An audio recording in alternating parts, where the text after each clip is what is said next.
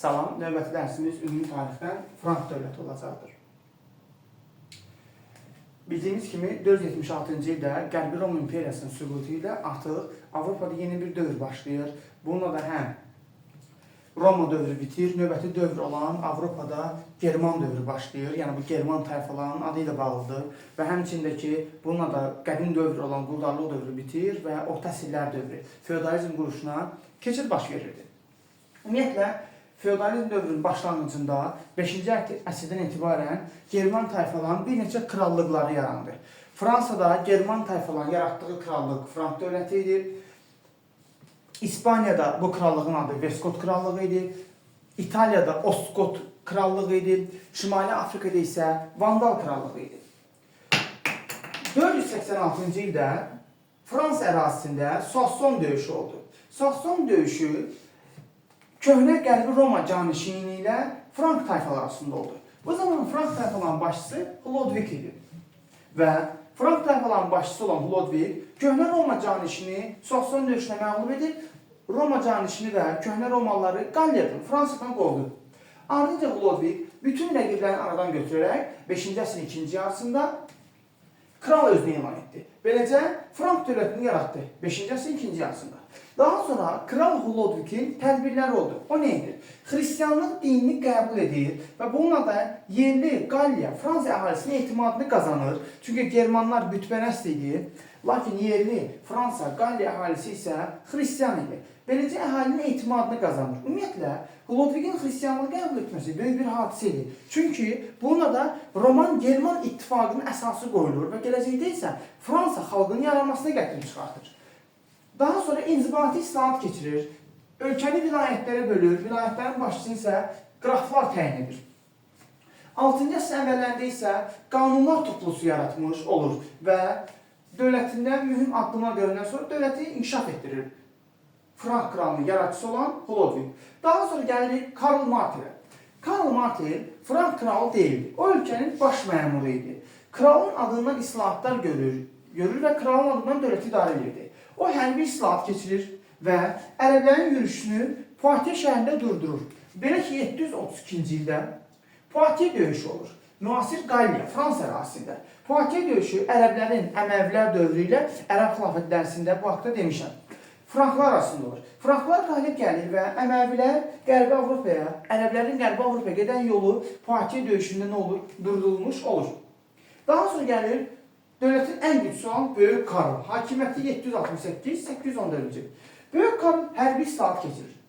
Baxınız, oxşarlı təşkil edir. Karl Martel'lə Böyük Karl hərbi islahat keçirilməsi. Həmçinin də deyə bilərik ki, ərəblərlə mübarizə. Hərbi islahat keçirir. Belə ki, Böyük Karl'la qədər Frank ordusunun əsasını kəndlər təşkil edir. O hərbi islahat keçirərək kəndləri ordudan uzaqlaşdırır.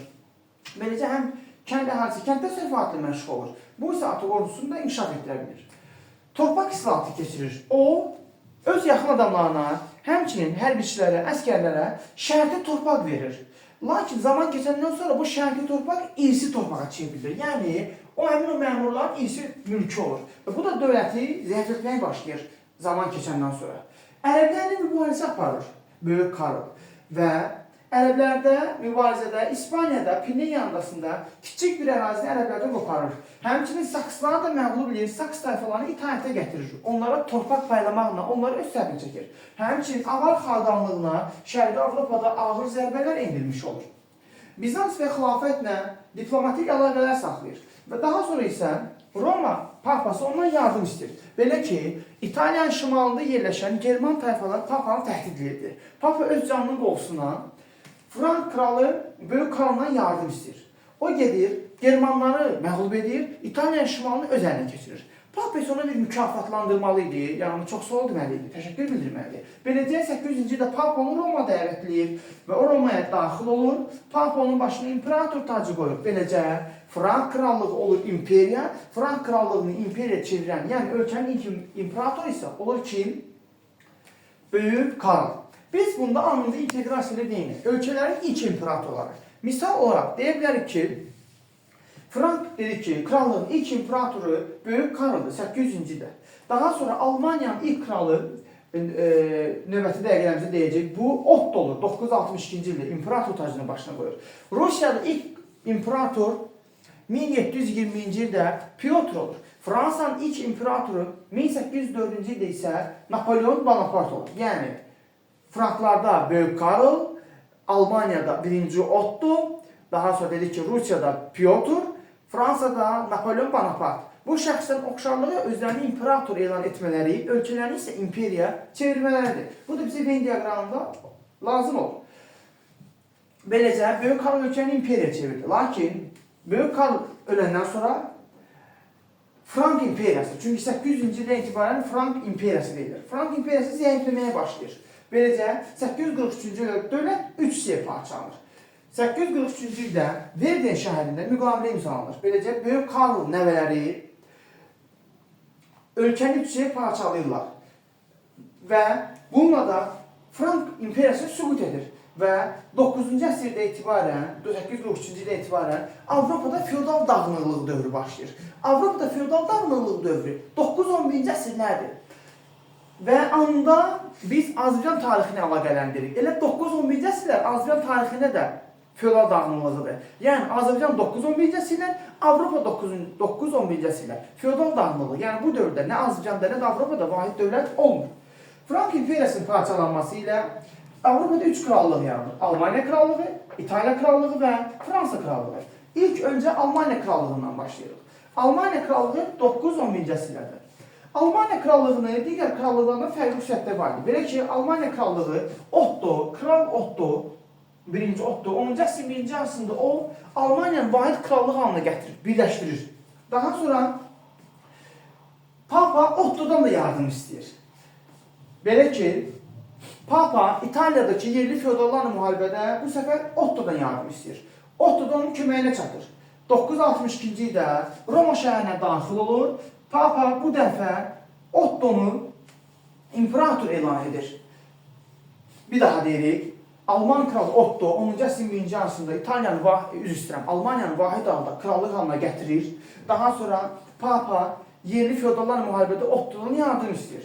Otto İtaliyaya gedir, Şimali İtaliyanı tutur. Bu arada Şimali İtaliyanı tutması həm Otto üçün oxşarlıqdır, həmçinin də Bizans hökmdarı Böyük Karl üçün də oxşarlıqdır. Və həmçində Romaya daxil olaraq özlərini imperator elan etmələri də bunların ikinci oxşarlığıdır. Şimali İtaliyan tutur, 962-ci ildə Romaya daxil olur və özünü imperator, Almaniyada isə yeni bir dövlət yaradır. Bu dövlətin adı olur Müqəddəs Rom İmperiyası. Müqəddəs Rom İmperiyası 962-ci ildən 1806-cı ilə qədər mövcud olan Avropadakı dövlətdir. Digər krallıq İtaliya krallığıdır. İtaliya krallığı 9-11-ci əsrlərdə. İtaliya bu dövrdə şəhər respublikalar halında olur. Burada çoxlu şəhərlər və hər bir şəhər ayrı bir respublika olur. Şəhər respublika dövrü adlanır İtaliya 9-11-ci əsrlər. Fransa krallığı 9-11-ci əsrlərdə. Burada feodal dağınıqlığı özünü başqa cür büruzə verirdi. Düzdür, Fransa krallığı bu dövrdə vahid krallıq sayılsa da, amma real olaraq dövlət böyük, çoxlu feodal mülklərini parçalamışdır. Fransa krallığının mülkü yalnız Paris və Orlean şəhərlərindən ibarət idi. Fransa kralları bütün Fransa üçün qanunlar verə bilməzdi və bütün Fransada vergi də yığa bilməzdi. Daha sonra 987-ci ildə Fransada süalət dəyişikliyi oldu. Kapetinglər süaləsi taxta çıxır və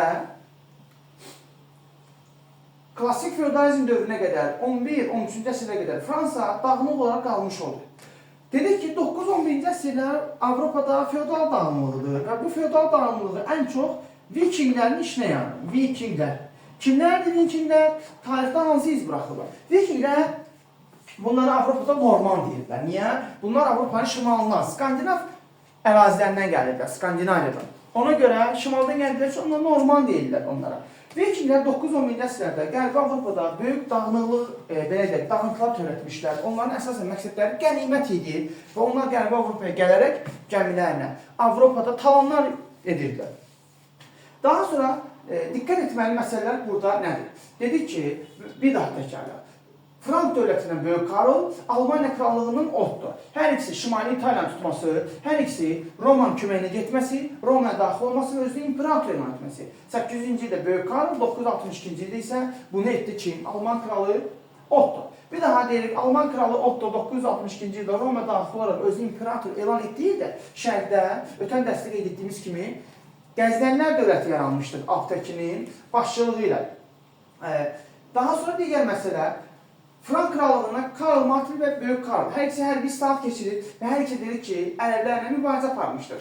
Klodvig din dəyişdirir, xristianlığı qəbul edir. Ötən dərslərimizdə demişik, din dəyişdirənlər bir daha deyirlər ki, Albaniyada Urnayer, Qızıl Orduda Özbək, Hülakilərdə Qazan xan, daha sonra Qaraxanlarda Satürk Buğra, Səlcuqlarda Səlcuq, Romada isə Konstantin. Və dərsimizdə tam olaraq Frank dövlətini və Avropa 9-10-cu əsrdə bölməsini yekunlaşdırmış olacaq.